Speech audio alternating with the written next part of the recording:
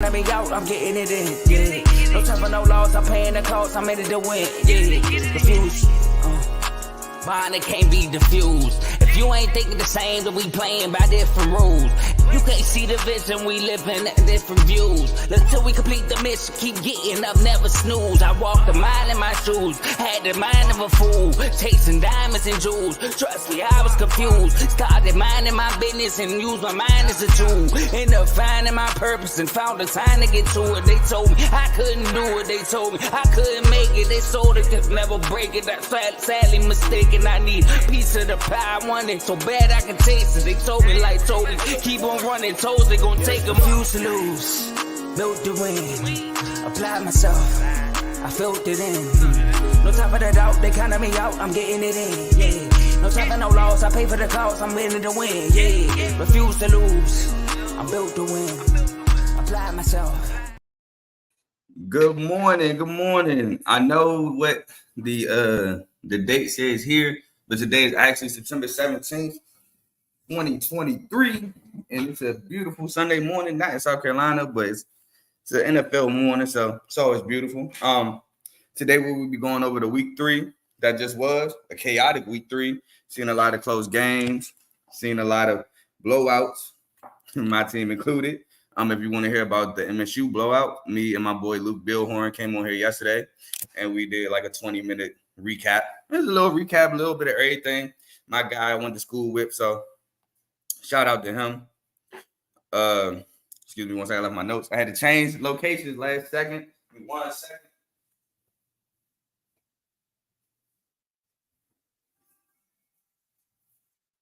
Sorry about that, y'all. I'm back. So week 3. Very chaotic. I knew it would be chaotic because, like I said, I'm a degenerate. And I looked at the lines early and I said, oh, no, I don't like a lot.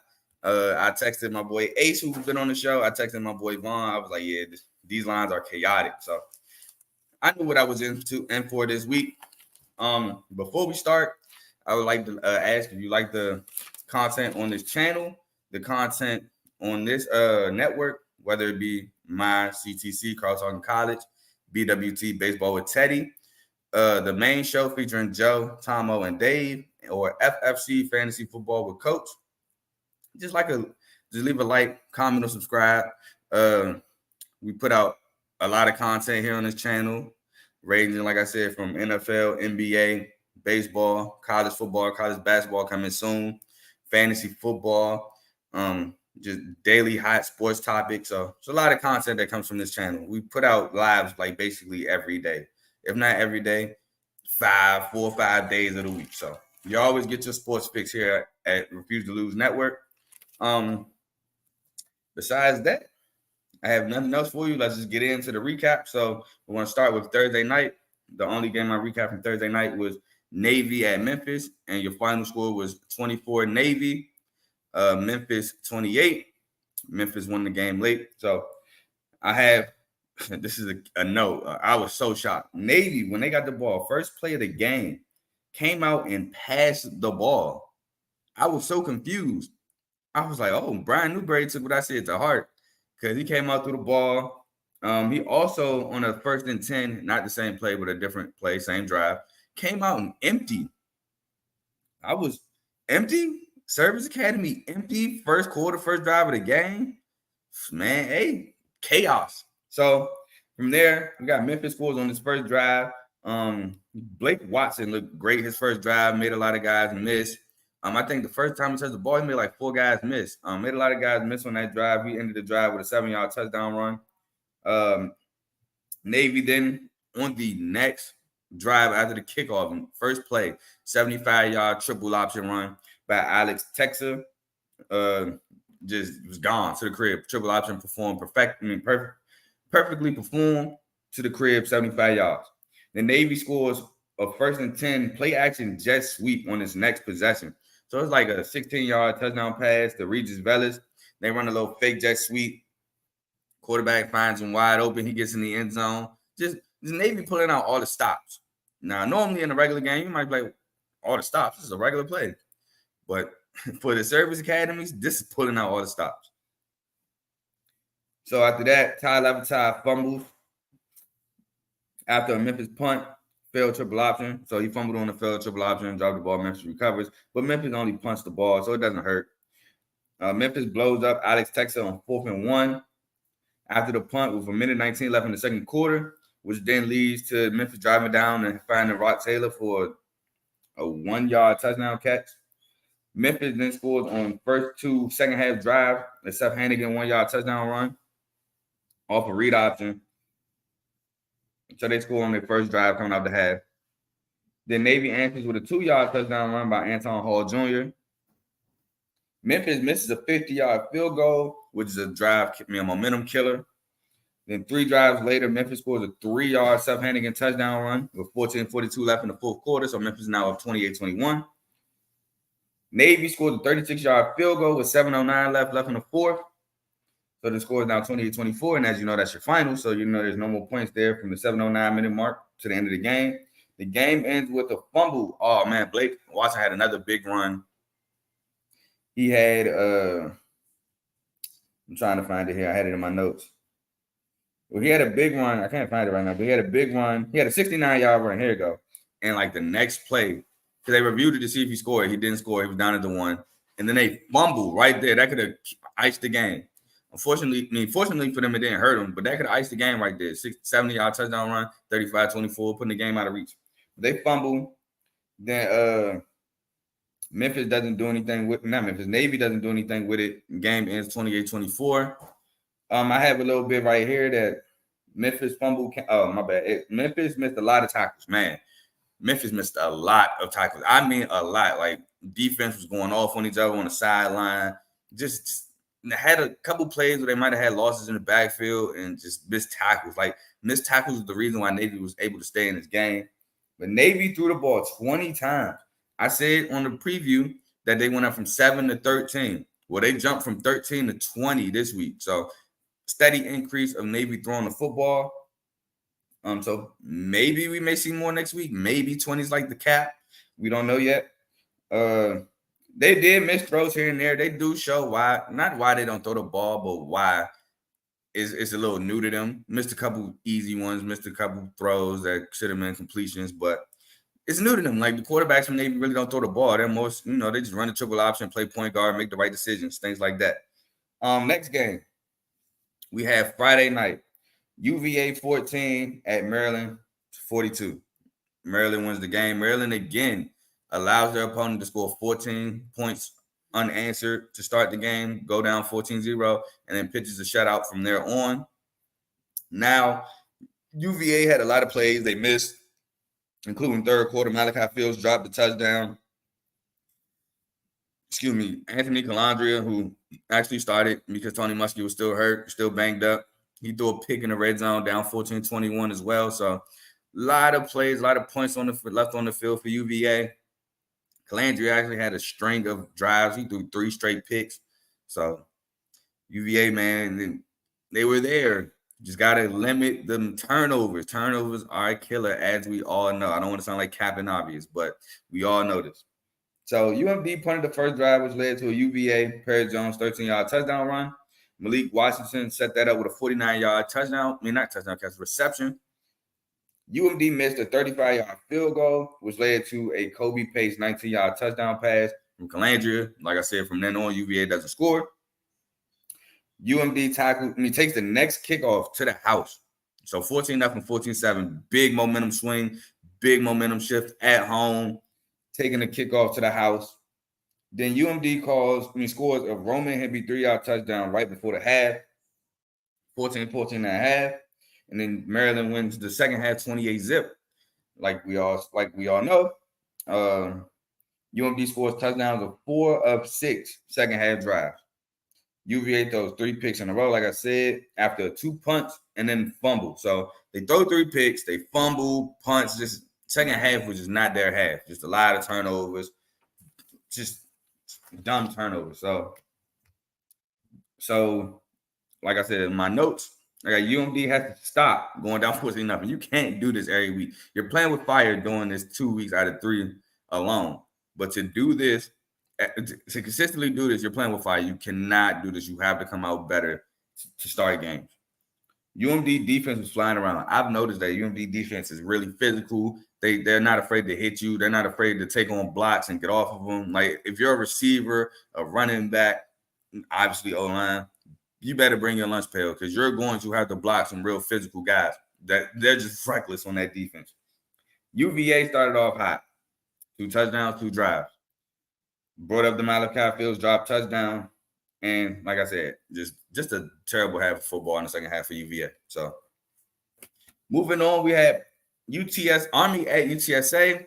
I know I talked a bit about Frank Harris in my recap. Frank Harris did not play.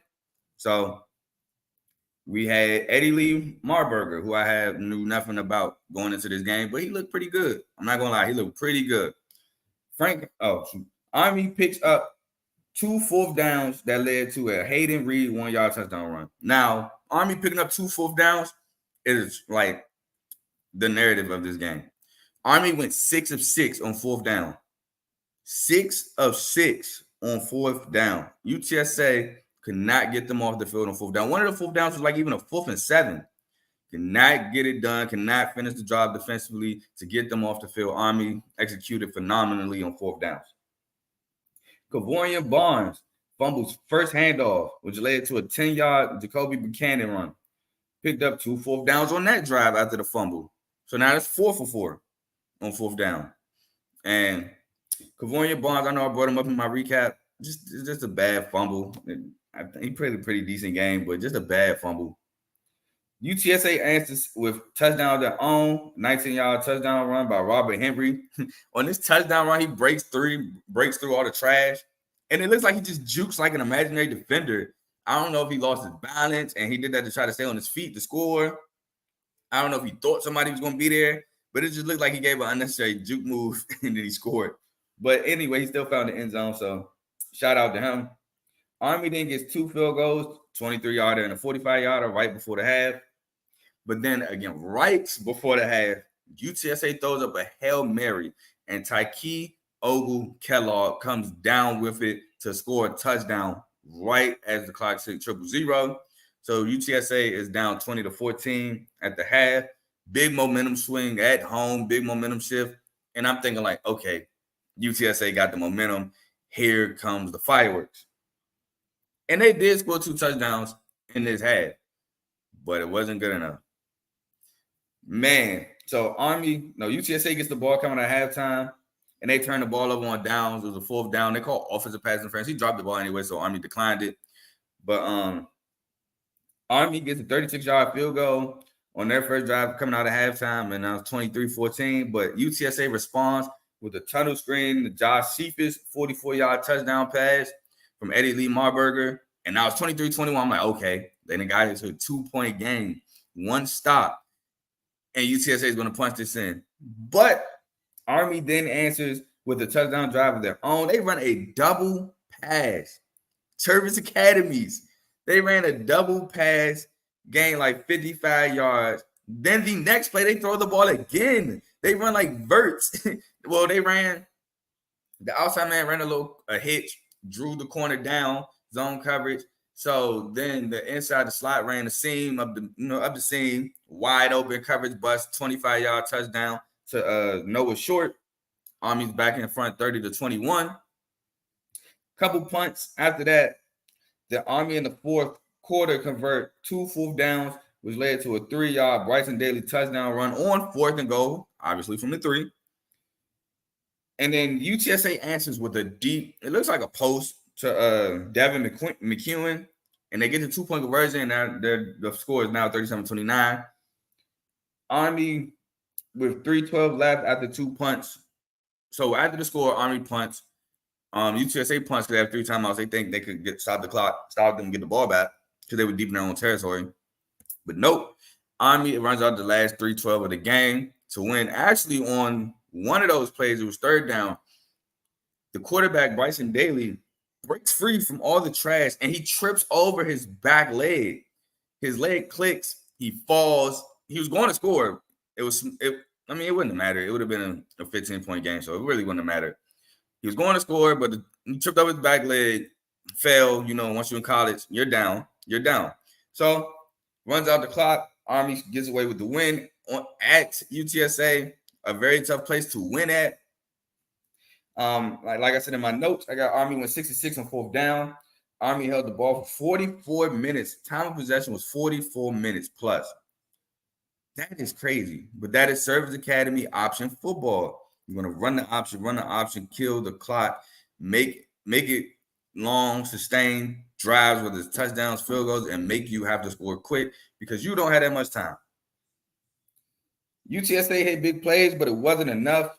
Like I said, a 72-yard touchdown pass, 44-yard tunnel screen, 19-yard touchdown run. They had big plays, just could not get it done. And Army only punted twice all game. Only punted twice the entire game. So, shout out to Army. They got the victory. The last game, I'm going to keep this brief because Air Force jumped out on Utah State pretty early. The last game was Utah State at Air Force. I had Air Force. So, Utah State lost 21-39. Air Force started the game with 4 straight touchdowns. Just came out firing. Utah State, on the other hand, started with 2 punts, a fumble, and a pick, not necessarily in that order. I think it was a punt, fumble, punt, pick. Just came out sluggish, slow, just wasn't ready. Air Force then finally punts on the 5th possession, which led to a Utah State touchdown. But like Utah State, from goal-to-goal situations, needed 7 plays. They ended up scoring with a tunnel screen. But like, if they didn't get a penalty, they were off the field on 4th down. Like Air Force stopped them on 4th down and goal from like the 102. They ran like a jet sweep, got blown up, but it was a face mask, so they got another 4 downs, and they finally got it on the tunnel screen. So Air Force held the door for sure. To the second half, Air Force Air Force does get a field goal right before the half to go up 32-7. Then they get a touchdown out of halftime, getting the ball out of halftime, goes and scores a touchdown to go up 39-7. And then Utah State just scores 2 touchdowns in the game out of 3 drives, but it's a little too late to get their 21 points. But they still lose 39-21. Air Force ran out the last 8 minutes and 43 seconds of the game. They got the ball with 8 minutes left and 43 seconds in the 4th quarter and ran out the entirety of the 4th quarter. So, man, Air Force just played a great game. I think they're probably the best military academy this year. They should win the Commanders Cup, but this yet to be seen. So Thursday night, I picked Memphis. Friday night, I picked Maryland. I picked UTSA, and I picked Air Force. I went 3-1 Thursday and Friday night. On to Saturday at noon, first game, and boy, was this not a game early. LSU 41, ranked 14, at Mississippi State. They had 14. They scored a touchdown late. It was really like 41-7 for the late touchdown. But they could not get nothing going this game at all. LSU defense did not come to play. Like I said, Mekhi Wingo and Harold Perkins, I said they were going to have to be huge at each level, and boy, were they huge at each level. Let's get into the game. LSU, they get a 23-yard field goal after a 4th and goal touchdown run was called back for a start. It was 4th and goal at the 1. Not touchdown run. It was 4th and goal at the 1. They got a false start, called back. They decided to kick the field goal. Mississippi State goes 3-and-out due to Savion Jones' sack, punt. LSU scores a 26-yard touchdown pass to Malik Neighbors, and he also had a 32-yard catch on that drive. Now, remember, I said LSU has to get Malik Neighbors the ball. I think, let me go find it right here. That was definitely one of my keys to the game. Get Malik Neighbors the ball. I don't care how you do it. Get him the football. I have it right here. Another one of my keys to the game. LSU, Jaden Daniels has to be effective passing. Well, how does 30 for 34 sound? Sounds pretty effective to me. Next point after that. Get Malik Neighbors the ball. 13 catches, 200-something yards. These are my major performances. So I'll get the exact stats when we get there. Have to finish drives. They scored 41 points. Can they turn Will Rogers over? I don't think Will Rogers had a pick or a fumble, but they had 5 sacks. So they got the Will Rogers. For Mississippi State, I said they had to get Joe Marks going. He couldn't get going at all in the first half. He ended with 75 yards. He broke a 52-yard run late. late in the first half. I think led to a touchdown right before the half, but they really couldn't get him going. I said the O-line have a tough battle up front. They gave up 5 sacks. Looked pretty tough to me. Can the secondary stay with these receivers? Couldn't stay with Malik Neighbors. And contain Jalen Daniels. They did not. He had 2 touchdowns on the ground. I have his stats. He's in my major performances. So to a T, I kind of like had this game to a T. So let's get back into the game. LSU on 4th and 7 scores a 33-yard Malik Neighbors touchdown catch. LSU first punt came with 7:35 left in the second quarter. Mississippi State then had a 3-and-out.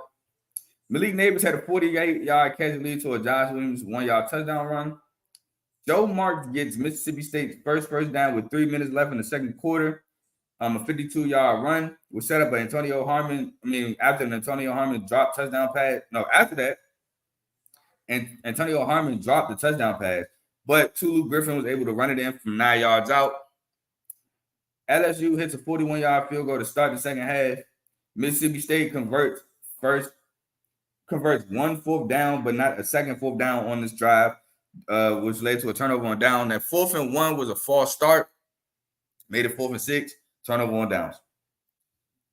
A BS targeting call. Now, that targeting call was one of the worst calls I've ever seen in my life. That was a textbook regular tackle on Jaden Daniels. They called targeting for some strange reason. It was triggered. They even reviewed that play and left it at targeting, which is ridiculous. Maybe because they say, I guess his head was down or whatever, but it looked like a regular tackle to me. So BS targeting call and a face mask call leads to a 5-yard Jaden touchdown. Daniels touchdown run, which was his first of the year. Score is now 34-7, and I kind of stopped recapping it. I was like, and Mizzou and K-State was a better game. I kind of flipped there. I was like, whatever happens in LSU, Mississippi State at this point. Both LSU and Mississippi State scored garbage touchdowns in the fourth. Malik Neighbors has 13 catches, almost made him sound crazy. 239 yards and 2 touchdowns. Mississippi State couldn't get going anything on offense. And LSU front 7 was dominant. They had 4 sacks, not 5. I'm thinking of Fresno State, Arizona State. More on that later. 4 sacks, 7 tackles for loss. So, great game by LSU. Great start to SEC play. My next game, the better game. K-State, 27, ranked 15th, takes a loss at Mizzou, 27-30. K-State scores a touchdown on first drive, which is a 10-yard touchdown pass to Phillip Brooks. It was crazy. So, it looked like a terrible read because it was a terrible read. The ball is tipped, and Phillip Brooks, Johnny on the spot, catches it, touchdown. First touchdown was a Will Howard, read option touchdown run, but it was called back by holding. But they were able to get it in with that tip touchdown pass I was talking about. Mizzou answers then with a 47-yard touchdown pass from Brady Cook to Luther Burden, who had a pretty good game. Will Howard next drive throws an interception, which leads to a Mizzou 30-yard field goal. Mizzou misses a 56-yard field goal. More on that later. Leads to a Benson out 3-yard touchdown catch. Brady Cook completes 2 deep balls, which led to a 4th and goal at the 1. And Brady Cook was able to run it in. So it's now 17-14. K-State misses a 45-yard field goal, which leads to a 3-and-out by Mizzou. Mizzou goes 3-and-out. Their first drive of the second half. K-State hits a 46-yard field goal, their first drive of the second half, so it's now 17-17. K-State scores a 3-yard jump pass to Benson Ott. So Benson Ott, 2 touchdowns a day. They were talking about it straight out of the Tim Tebow playbook. It was kind of like that, to be honest. So Brady Cook hits 2 deep passes, 26-yarder and a 42-yarder, leading to a 25-yard field goal. So it's now 24-20. Benson Ott, who was having a day, dropped a 3rd and 4. It was a first down, nice little hitch, 5-yard hitch, catches it first down, dropped it, led to a punt. Off that, Mizzou gets a 36-yard run from Cody Schrader and a 15-yard personal foul after that, which then leads to a 26-yard Luther Burden, the 3rd touchdown catch from Brady Cook. Now Mizzou's up 27-24. K-State answers with a 26-yard field goal on their own, so it's tied, 27-27. Now Mizzou gets the ball, they punt. K-State is kind of moving the ball. They start out at midfield. They punt, but it's not that much time left. So we're thinking OT, right? Mizzou gets into a field goal, I think a 56-yard field goal, but they get a delayed game. They get some yards back. Now it's like a 61-yard field goal. It's something like that. A delayed game happens, they get out of range, they move it up to where they get 61-yard field goal. Now, mind you, he missed from 56 earlier. And I'm like, this is a college kicker. This 61. This is like NFL level range. Like, he's not making this. And boy, was I wrong. 61-yard field goal is good for the Mizzou upset, 30-27. Little confusion at the end of the game. They thought it was a flag, but the ref said there was no flag. It probably happened when they were storming the field, allegedly. So, but Mizzou wins this game here. The game was fireworks, just big plays.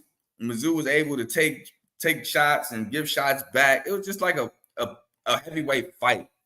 Not rankings, but just a heavyweight fight this game. Punches were thrown back. You score, I score. You get a stop, I'll score. Hey, we're not phased. We'll come down and score again, stop you. Just a great game. Just moving on. Let me see if I had some keys in that game before we move on. Let me see what keys I had in this game. I think one of the keys I had was who would step up at running back. It's just a great game. Let's not worry about that. Moving on, we got Penn State, ranked 7th Penn State at Illinois. Final score 30-13 Penn State. Before I get into this game, Illinois' defense deserves better. They deserve better. They played a phenomenal game. Getting set up time in and time out, but holding Penn State to 3 points, or 0 points. Just played a phenomenal game, and the offense just could not match it.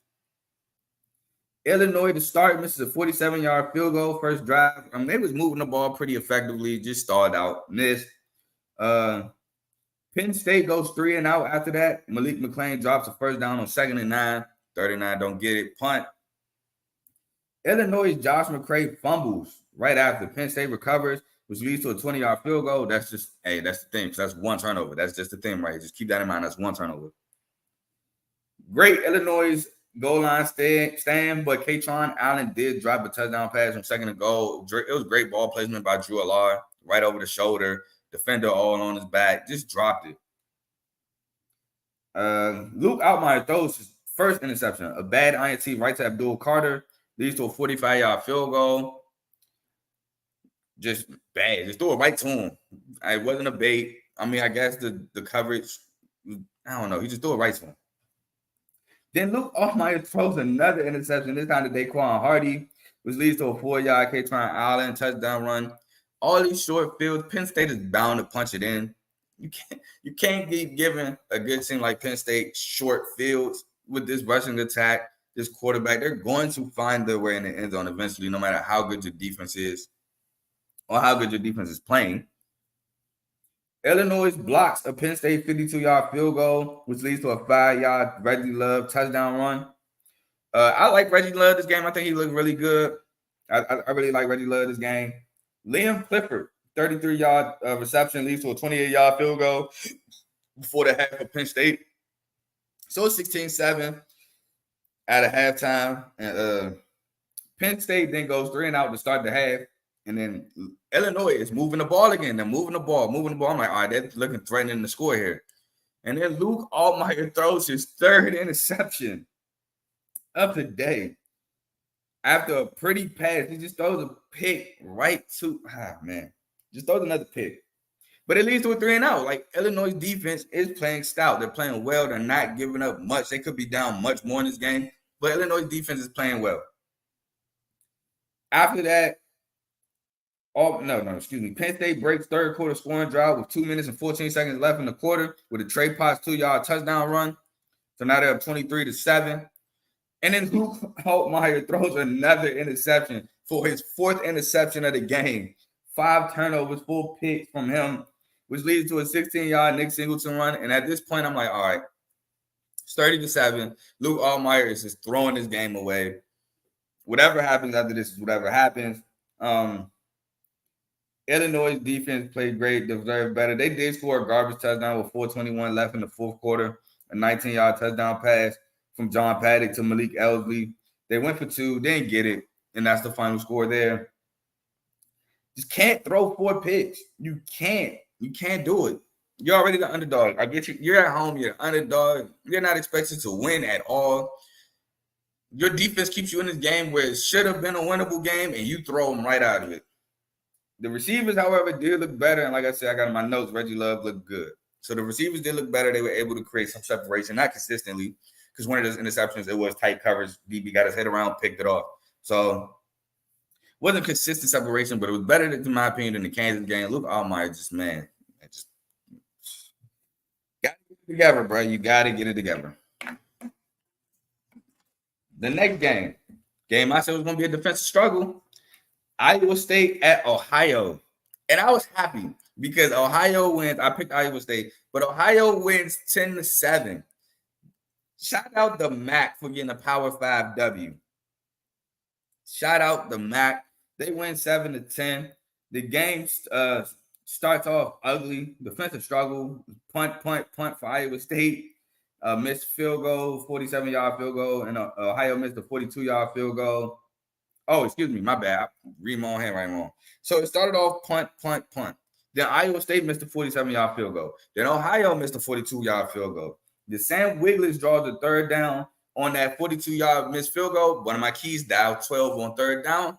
Got the defensive pass interference on third down, which led to the missed field goal. 12 did his job. It's 0-0 at halftime. So like I said, this is going to be a defensive struggle.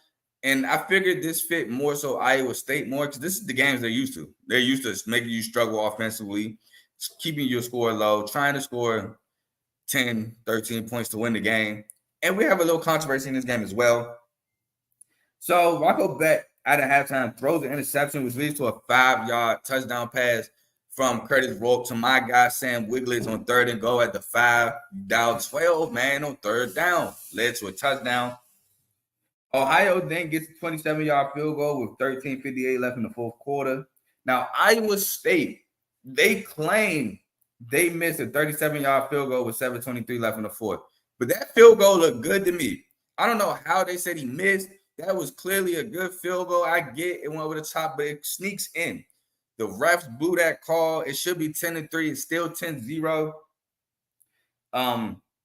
Iowa State, I know they're pissed about that. They're probably going to try to complain, but there's nothing you can do, man. It's human in sport. So you can't leave the game in the refs' hands. So still have a 10-0 ball game. Should be 10-3, but it's 10-0. After that, Ohio goes 3 and out.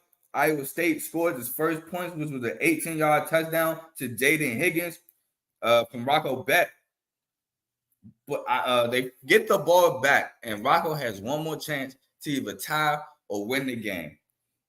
But he throws another interception with 27 seconds left in the game in Iowa State territory.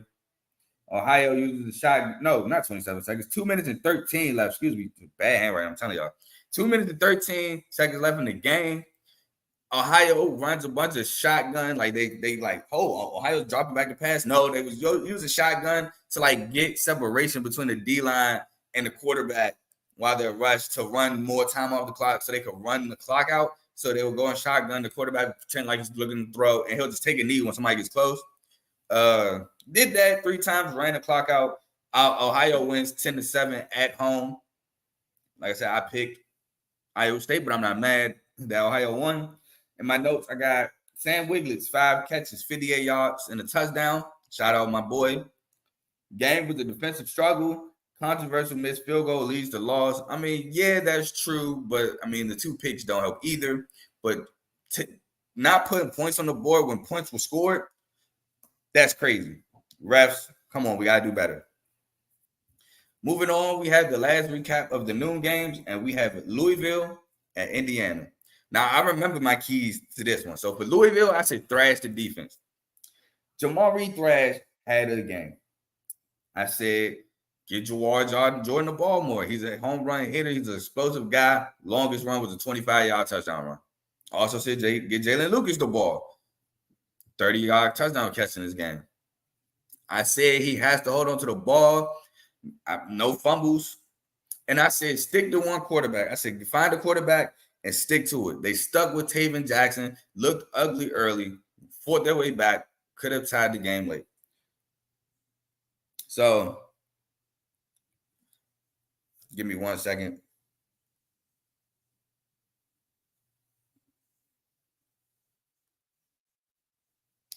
So,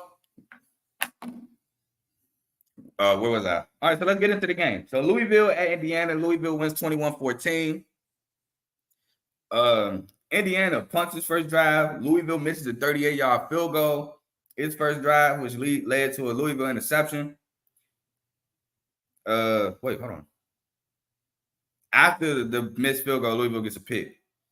Then Louisville interception leads to an 85-yard Jamari Thrash touchdown catch. Then Louisville then scores from a Maurice Turner 2-yard touchdown run, so it's 14-0.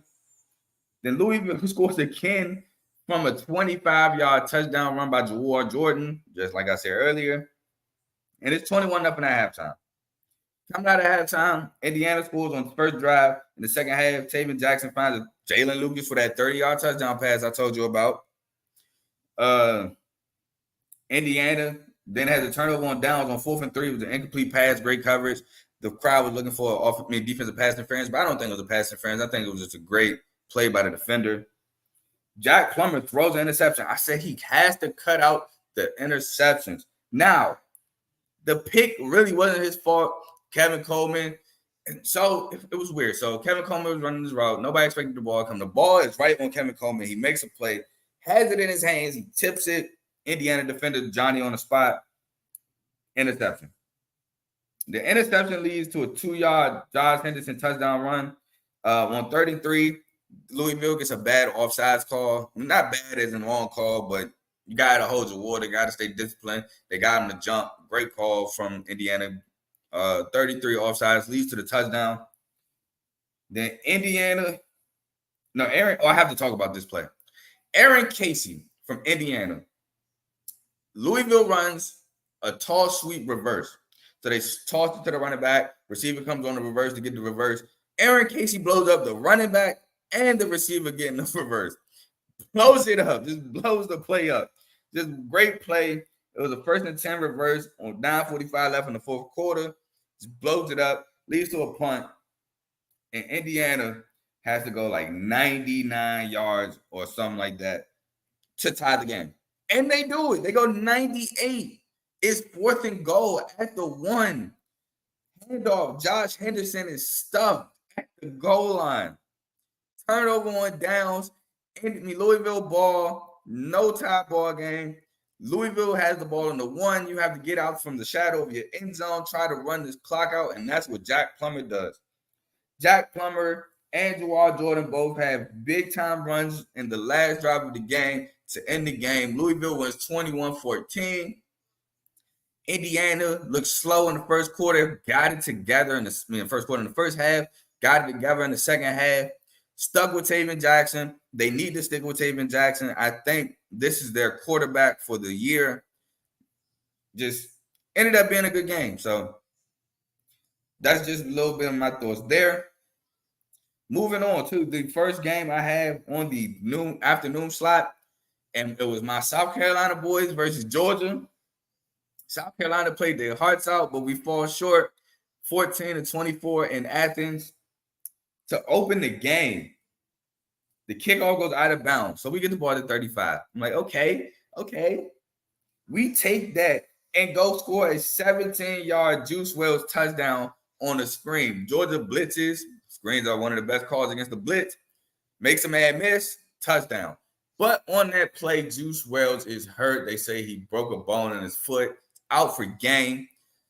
Sucks. It sucks, man. We get a touchdown. He doesn't look hurt. You come back, and he's hurt. Sucks, but get well soon, Juice Wells. Carson Beck misses a touchdown. Carson Beck had a man running wide open on the first drive. He throws a check down, but he had an easy touchdown. It leads to a 31-yard field goal. So 7-3. Georgia misses a 28-yard field goal, which I was happy, shocking. It leads to Georgia getting a face mask on South Carolina drive. Xavier Legette, who had a monster first half, had a 35-yard catch, which led to a 2-yard to carry and join the touchdown run. So we're up 14-3. I'm like, yeah, we got the momentum. I'm excited. You know what I'm saying? Like, we just got to keep it going. We're looking good on offense. Spencer Rattler looks phenomenal. We're doing a good job keeping them clean. And we end the half up 14-3. We had a sack. Georgia was trying to move to get a field goal, but we got a sack to end the half. Up 14-3, and I'm happy. I'm like, yeah, we just got to get a couple more touchdown drives going. I know it's tough, but the game ain't over. Georgia's going to definitely fight. Like, they're going to come out swinging, which they did. We just got to be able to eat the blows and swing back. Unfortunately, we don't score no more the rest of the game. Georgia has a strong third quarter. Georgia comes out the second half with the 7-yard touchdown run by DeJuan Edwards. And I'm like, oh, man, it's 14-10. Yeah, we still up, but we got to do something. Like, I understand that even if they score again, they're only up 3. But this is the defending champs. These are 2-time champs. They're battle-tested. Kirby Smart is going to have these boys ready second half. Georgia didn't score. We don't do nothing. Georgia didn't score the 3-yard touchdown run by Dylan Bell. Now I'm like, yeah, this is definitely points or not. And we moved the ball. We just stall out. So at the end of the third quarter, 17-14, Georgia scored that 2 touchdown drives. We punt. Georgia misses a 43-yard field goal. And I'm like, all right, bet. That's a momentum shift. We got to take advantage. Nope. We punt. Trey Knox dropped the first down, leads to a punt.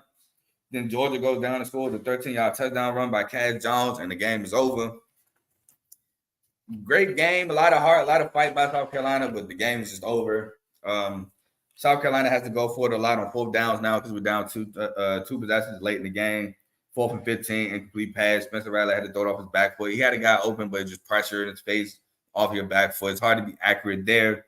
7:43 left in the game. We get the ball back. He throws a pick to Dan Jackson with 4:01 left in the game. And then he throws another interception to end the game. But the game was already over. So we lose 24-14. Strong Georgia third quarter leads to a win at home versus South Carolina. I had a lot during that game, during that first half. I had a lot of visions of when we beat them in 2019 in Athens. I was like, yeah, the last time a team beat them in Athens was us. We're about to do it again. And unfortunately, it didn't happen. So good game to Georgia. Great game to Georgia. Shows why they're the defending champs, why they're the repeat champs, why they have the potential to 3-peat. Great game to them. Moving on to Minnesota at 20th ranked North Carolina. In the final, I picked North Carolina just like I picked Georgia, by the way. Final was Minnesota 13, UNC 31. Drake May came out the gates and dropped a dime on 3rd and 12, scrambling right.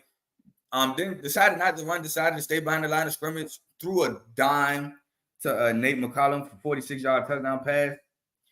Ethan Kaliakmanis played terrible yesterday. He threw a pass that was intercepted. He threw it behind his tight end. His tight end tried to make a play, tipped it, interception, but it led to a UNC punt because of a 3rd and 8 sack. Drake May throws a 55-yard touchdown pass to Kamani Morales. No, 55-yard pass to Kamani Morales was set up in a Marion Hampton 1-yard touchdown run. By the way, British Brooks was back this game. That was with 13-17 left in the second quarter. Drake May does throw an interception. It was a great play by Jack Henderson. Jack Henderson looks like he's going to take the flag. He's going to take the bait. Drake May tries to throw, I think, like a corner or an out route up top. But Jack Henderson baits it, makes a great play. Looks like a Madden play, to be honest. Catches the interception, which led to a 30-yard field goal for Minnesota. So it's now 14-3. Drake May throws another interception. This one wasn't a great play. It was just a bad throw by Drake May trying to fit something in to Chris Collins. But that led to a punt. So 2 picks only led to 3 points. So it didn't hurt, but you got to cut the interceptions straight. You got to cut these interceptions. Can't be doing that. They're too good of a quarterback to be doing that. After that, Drake May shakes off the picks, throws a 19-yard touchdown pass to Bryson Nesbitt with 2:23 left in the second quarter. It's now 21-3.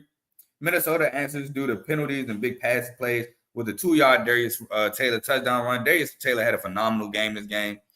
So the score at half is 21-10. Out of halftime, Minnesota gets a 45-yard field goal. And that was Minnesota's last point of the game. It's now 21-13. It was actually 21-13 for a little minute.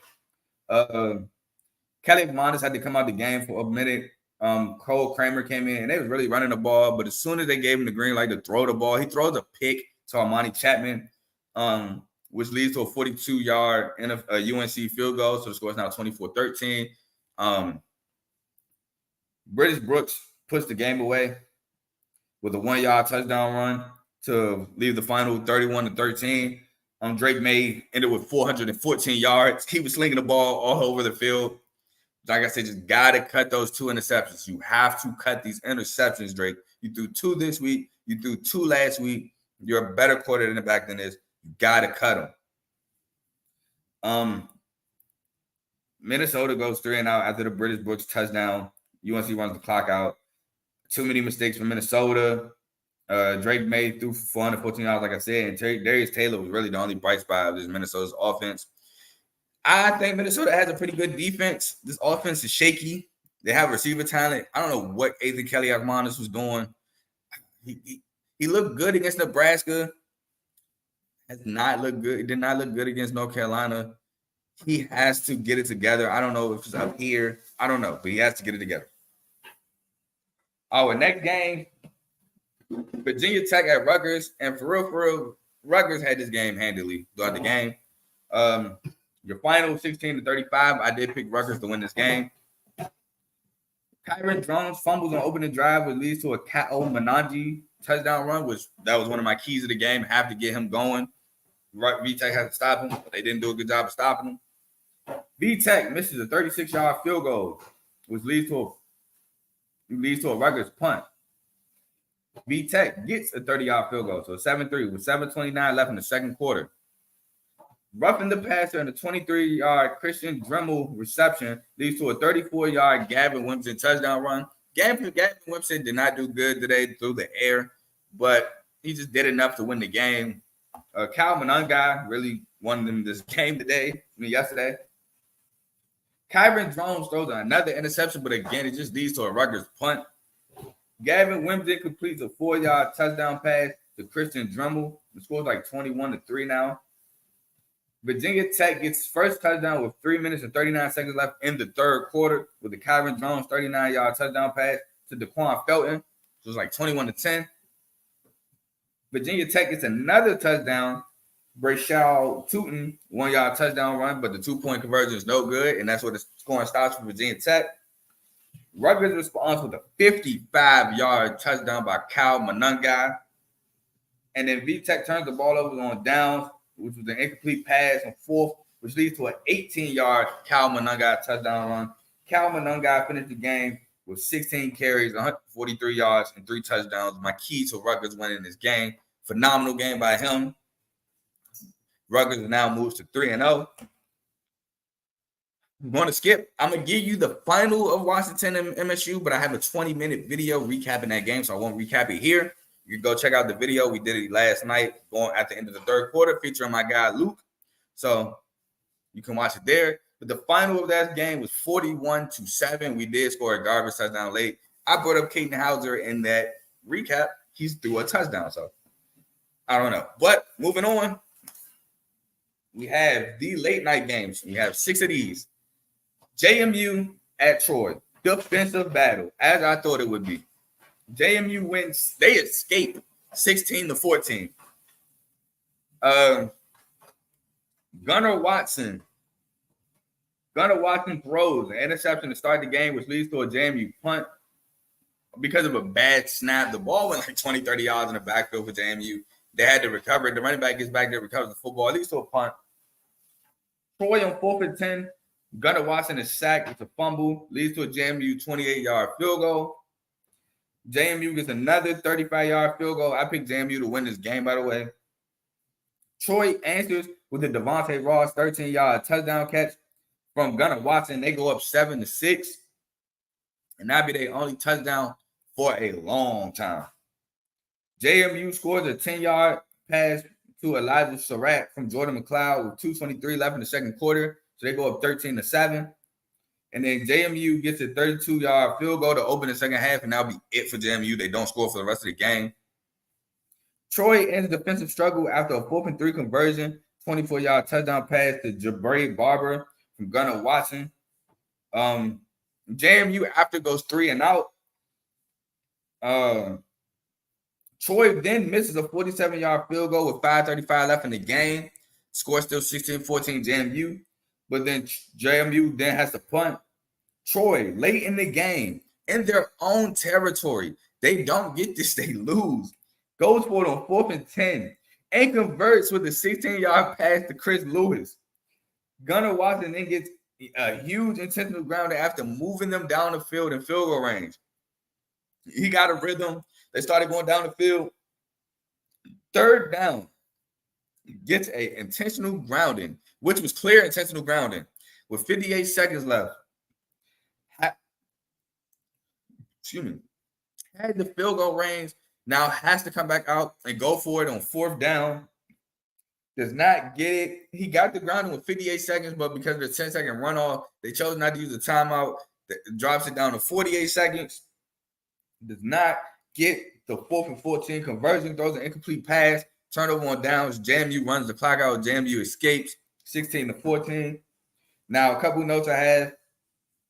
This game was a battle of field position. JMU won the battle of field position in the first half while they were up. That's why they were up 13-7. Troy's second half won that battle in the field position. Should have won this game late in the game, but costly mistakes lost Troy the game. JMU escapes. And yeah, JMU moves on. I think they're now 3-0 as well. Huge win in the Sun Belt to go 1-0 in the Sun Belt. So a huge win there against the Sun Belt champs. Next, we have Tennessee at Florida. Final score, number 11 ranked Tennessee, 16, Florida 29. Tennessee falls at the Swamp again.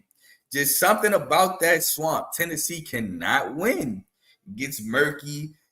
You just can't win there for them.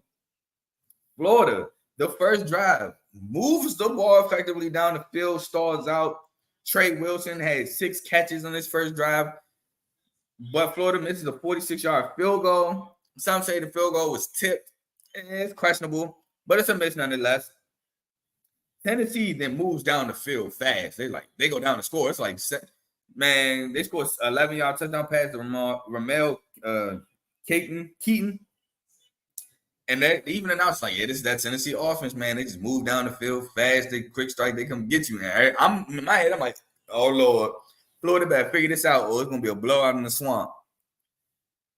Florida responds with a Trevor Etienne 62-yard touchdown run. Again, if that name sounds familiar, yes, that is Travis Etienne's brother. Scores a 62-yard touchdown run. I don't know what the defender was doing on that run. So the safety, right? So he breaks through the trash. The safety's right there. He just gives him a shoulder like he's nudging him ahead. And he stands there like he tackled him. So Trevor's running. He realizes, like, oh, he's not on the ground. So he's now chasing him, and he can't catch him. But the point after attempt is no good. So it's 7-6.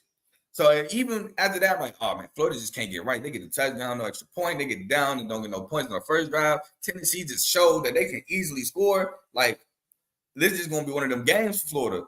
But it actually ended up being the reverse because Tennessee doesn't score for a while.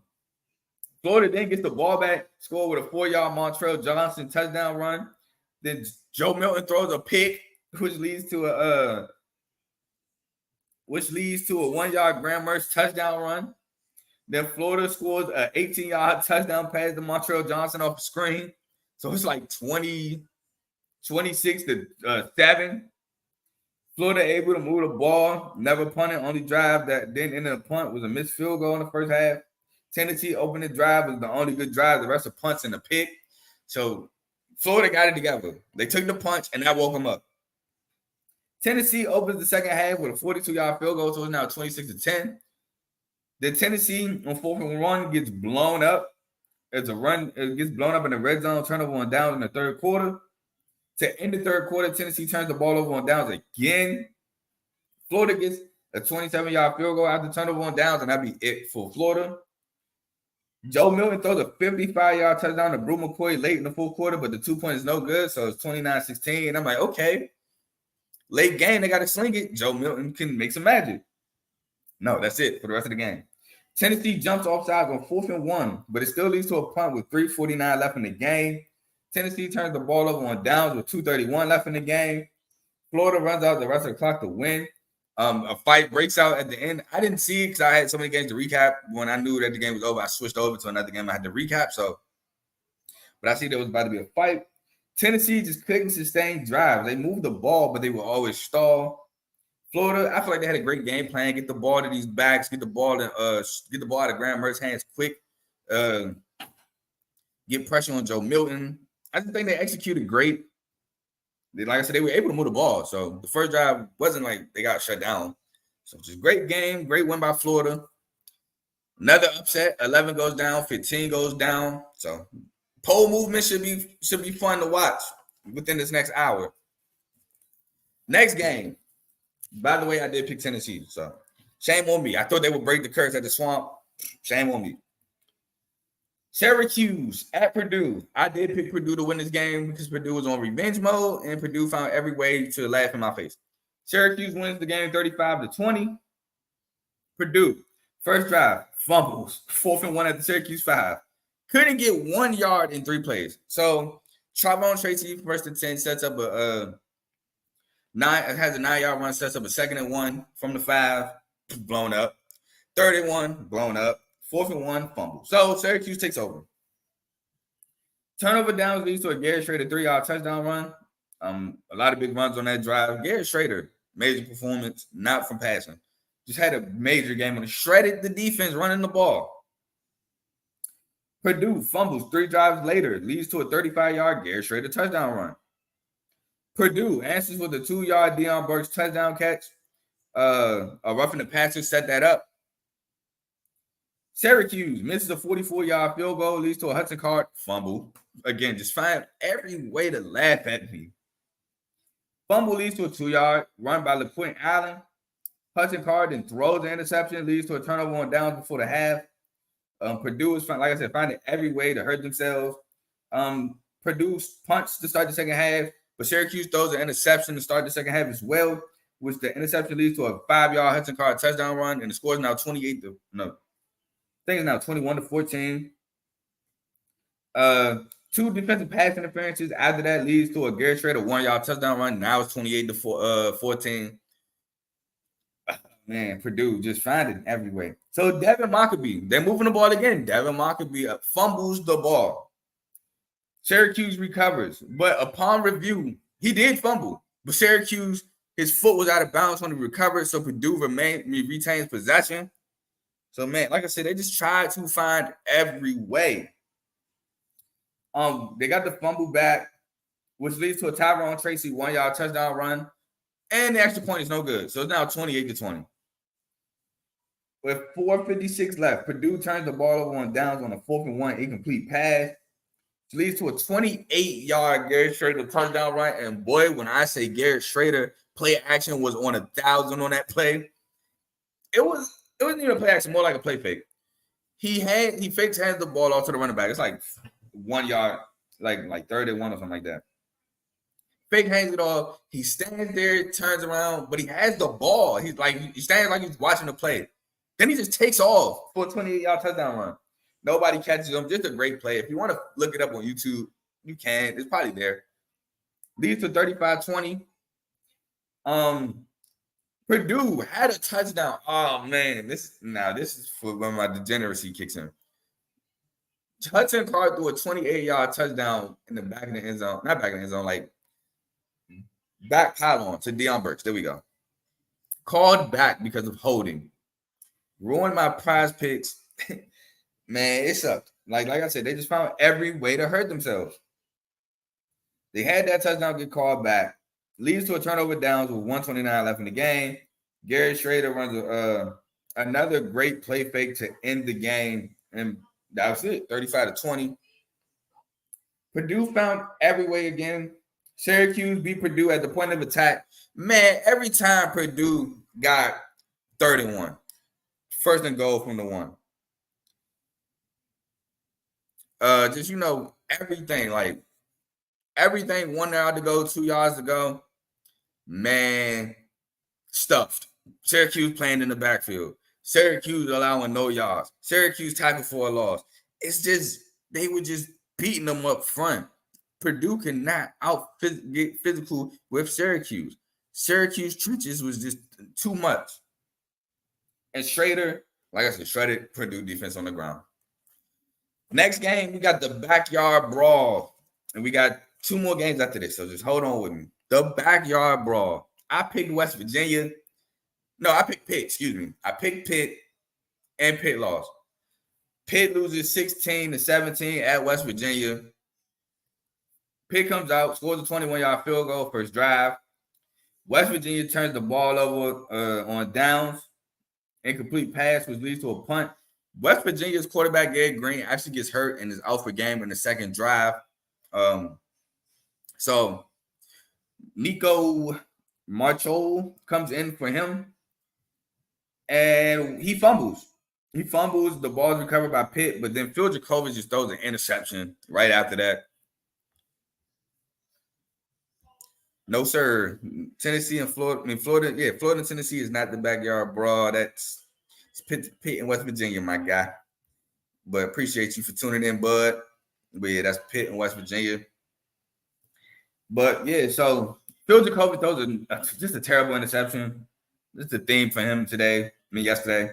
Interception leads to a 7-yard touchdown pass from Nico to Kobe Taylor. Like I said, Gary Green's out for the rest of the game. Pitt makes a 36-yard field goal to end the half, so it's 7-6 at halftime. It's a physical game. This game is real physical. West Virginia scored a 1-yard C.J. Donaldson touchdown run. That was my key to West Virginia winning the game, getting C.J. Donaldson going. He had over 100 yards. He had a touchdown. They got him going. He had a really good game. Phil Jacobus throws an interception next drive, which leads to a 42-yard field goal. Just another dumb interception. I think he threw that in like triple coverage, and he overthrew a guy right to the safety. With 5:42 left in the game, Pitt goes for it on 4th and 1. Quarterback sneak is stuffed. West Virginia's ball. With 2:25 left in the game, West Virginia gets a sack at 4th and 20. They just desperation time at this point. Sack at 4th and 20, turnover on downs, and with 1:12 left, West Virginia turns the ball over on downs on 4th and 12. They have to go for it. Like, they don't want to risk they could have kicked the field goal, but they didn't want to risk it getting blocked and Pitt getting a cheeky return, making it 14-17 or 13-17 or 12-17, whatever, whether they decide. I'm pretty sure they would go for 2. So it'll be either 12 or 14. So they just ran it, said you got to go with 80, 90 yards on us to score. So, and then Phil Jacobus throws his third interception with 55 seconds left to ice the game. Pitt just couldn't take care of the football and get long sustaining drive. And West Virginia they just gave West Virginia short fields, and West Virginia capitalized. The first pick, next play, 7-yard touchdown pass. They got a field goal off one interception. Just capitalized on short fields. Was able to take the ball away, and Pitt loses. Oh, wrong way. Hold on. So next we have the TCU at Houston game. I picked TCU to win this game. TCU wins 36-13. Houston's only touchdown was a kick return touchdown by Matt Golden. So we'll get into it. TCU just dominated Houston. Excuse me. TCU opens with a Warren Thompson 33-yard touchdown catch from Chandler Morris. Houston answers with a 44-yard field goal, so 7-3. TCU, Chandler Morris fumbles leads to a Houston turnover on down. So they fumbled, but it didn't hurt. With 4:39 left in the first quarter, Houston misses a 48-yard field goal. And, man, you're going to need points against TCU because you're going to have to win shootouts. Both TCU and Houston then turn the ball over on downs, but TCU gets a 40-yard field goal, so it's now 10-3. Donovan Smith throws an interception, which leads to a 53-yard field goal, and these kickers were kicking this week. 50-yarders. We got a 61-yarder to walk it off. Just these kickers were kicking. Next kickoff, Matt Golden returns it for 98 yards to the crib, so it's now 10-13. But TCU answers with an Imani Bailey 16-yard touchdown run, one of my keys to the game. Get Imani Bailey and Trey Sanders going. Houston gets a 44-yard field goal with 56 seconds left in the second quarter, so it's 20-13. And then TCU misses a 60-yarder, which was almost returned for a touchdown. at the halftime. So he misses a short. The guy gets the miss, and he takes off. And he just has one guy to beat, and he gets tackled. So TCU saves a touchdown at the half. TCU gets a 31-yard touchdown pass to Savion Williams, first drive of the second half. With 3:47 left in the third quarter, TCU gets a 37-yard field goal. With 8:52 left in the fourth, TCU misses a 50-yarder. But with 6:23 left, Houston turns the ball over on downs, 4th and 7. He actually threw the ball away. On 4th and 7, he didn't throw it up, give his guys a chance. No, he threw the ball away. It's 4th and 7. You have to at least force something. You throw a pick here, it doesn't matter because if you throw an incompletion, it's the same thing. At least with a pick, you have the capability of moving them back if you just tackle them right away. You have to force something. He throws it away. Donovan Smith didn't look great this game. TCU scored an 18-yard Trey Sanders touchdown run right after with 2:55 left in the game. Houston ends the game with an interception. Houston got shut out the second half. TCU outgained Houston 564 yards to 280. They doubled their yardage in this game. Just the dominance TCU offense. Fresno State at Arizona State, the last game of the night for me to recap. I will talk a little bit about Colorado State, but I didn't recap it because I didn't preview it, so I'll talk about it a little bit. Fresno State wins 29-0. Now, Jaden Rashada was a late scratch due to a hamstring, so he didn't play. And I think if he does play, the game will be different. I think Fresno State still wins. I picked Fresno State to win, so I believe they still will win. But I think the game is different. I think Arizona State gets on the board at least. Fresno State scores a touchdown on opening drive, a 19-yard touchdown from Mikey Keene to Jalen Moss. Mikey Keene came out phenomenal, completed his first 12 or 13 straight passes. So Mikey Keene, boy, I keep telling y'all, I like Mikey Keene. I like them at UCF, the little sample size I got to see why Dylan Gabriel was hurt. I really like Mikey Keene at Fresno State. Trenton Bourguet got the start for Arizona State, and he throws an interception on his opening drive. That is the theme today, interceptions. Leads to a 39-yard field goal. Trenton Bourguet then gets hurt. Drew Pine comes in. First play, gets stripped, fumbled. Fresno State recovers. Leads to a 30-yard field goal with 12:23 left in the second quarter. Fresno State, they won handily 29-0, but they settled for a lot of field goals in this game. Drew Pine fumbles again on sack. Fresno State recovers. Leads to a 29-yard field goal. Fresno State is now up 16-0. With 7:30 left in the second quarter, Fresno State gets hit with a targeting call, which leads to a turnover on downs, 4th and goal from the 1. They try to throw the ball instead of running it with Cam Scatterboo, who was one of my keys. Short yardage, make them have to tackle this guy. Tried to throw the ball after 2 fullback dives, not to Cam Scatterboo. Turnover on downs. Drew Pine throws an interception before the half, leads to a 50-yard 3 field goal that was missed by Fresno State. So it's still 16-0. Arizona State had so many turnovers, as I can tell, which leads to a shutout in the first half, which leads to a shutout in the game. But I wrote this at the first half, end of the first half. Mikey King looked amazing, just couldn't get 6s, got 3s. I think they only scored 1 touchdown. Yeah. No, they scored again. So Drew Pine throws an interception. They start the game. Fresno State starts with a 42-yard touchdown pass to Jalen Gill from Mikey King. So it's now 23-0. So they scored 2 touchdowns this game. Drew Pine throws an interception with 11:32 left in the third quarter. Leads to a 45-yard missed field goal by Fresno State.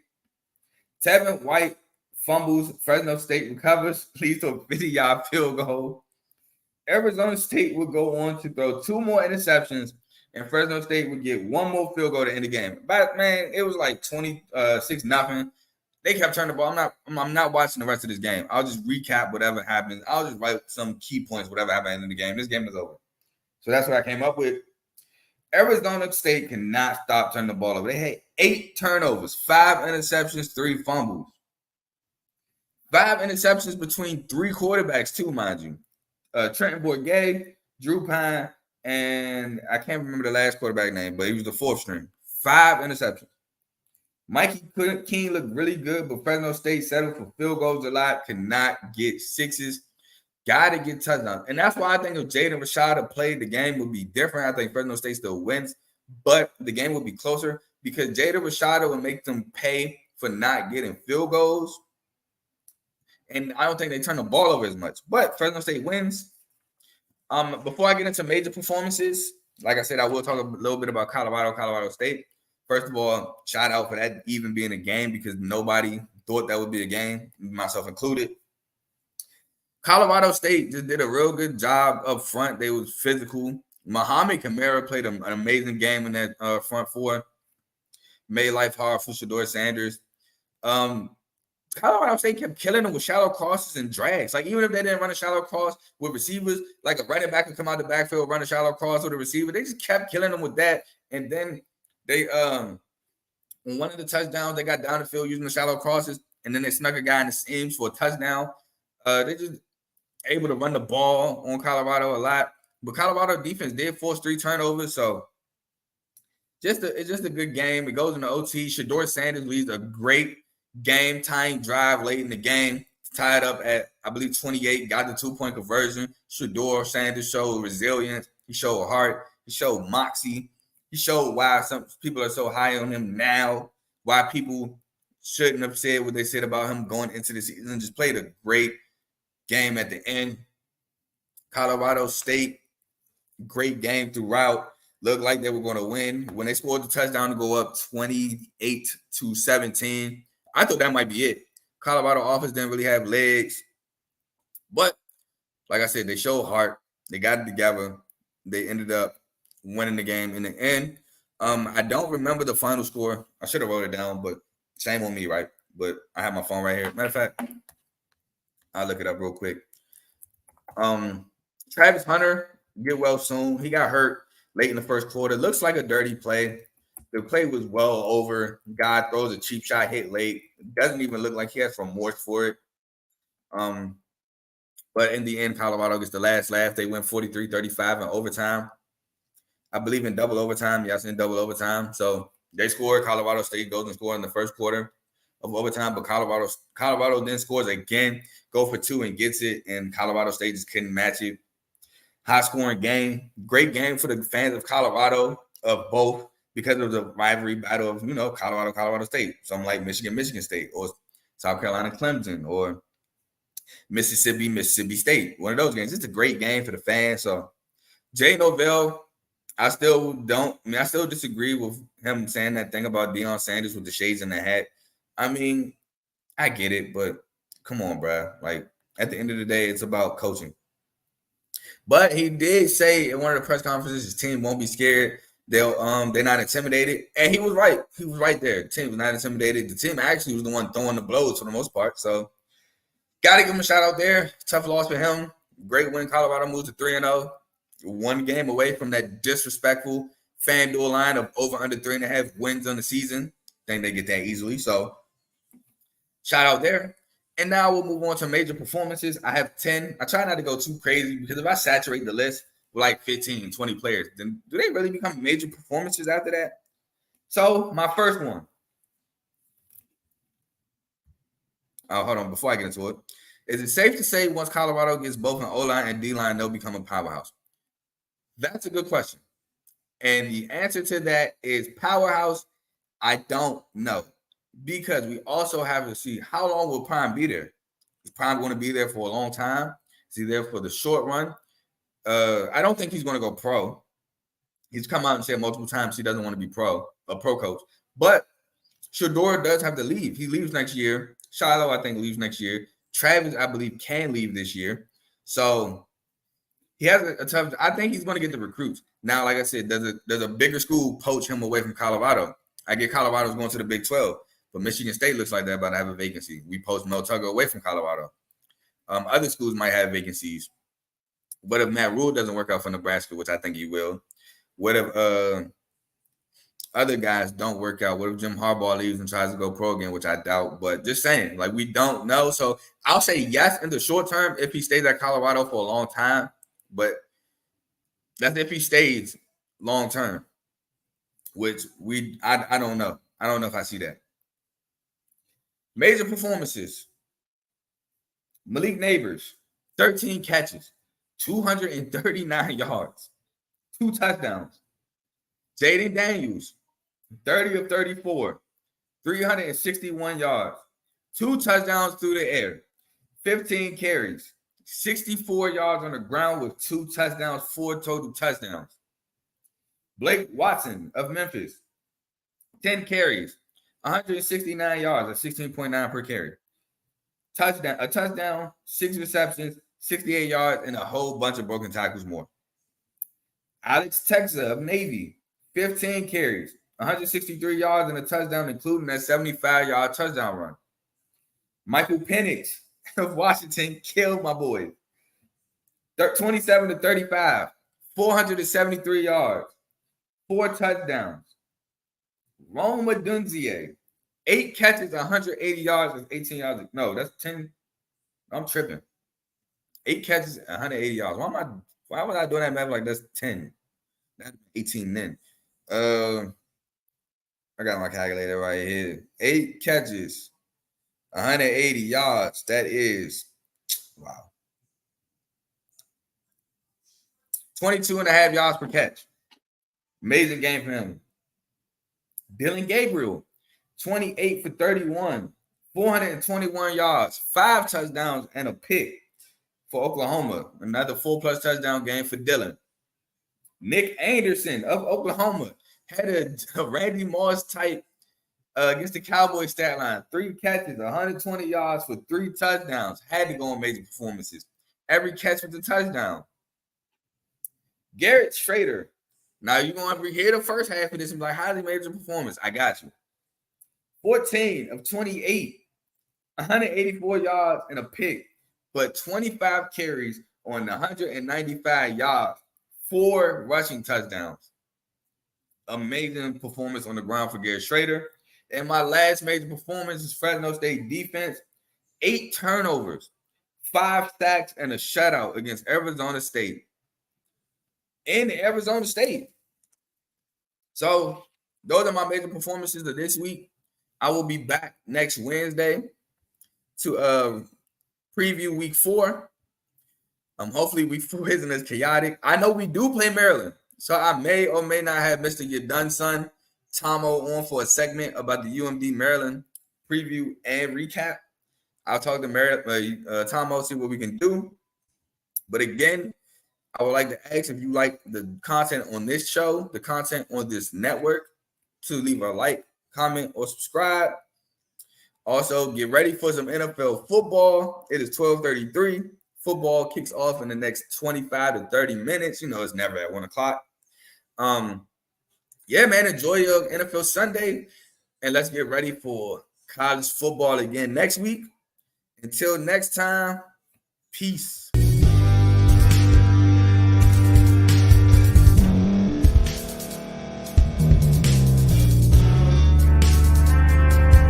Thank you for staying to the end. If you're watching this on YouTube, please like this video, subscribe, and also hit that notification button so you can be notified next time we put out a video. If you're listening on any podcast platform, subscribe and hit that notification button, y'all, so you can be notified we put out another podcast audio. And last but not least, hit that share button. No matter what you're listening to or watching it, hit that share button and send it to somebody that you know that would love to watch this episode you just listened to. So once again, thank you for staying to the end, and we'll see y'all at the next episode.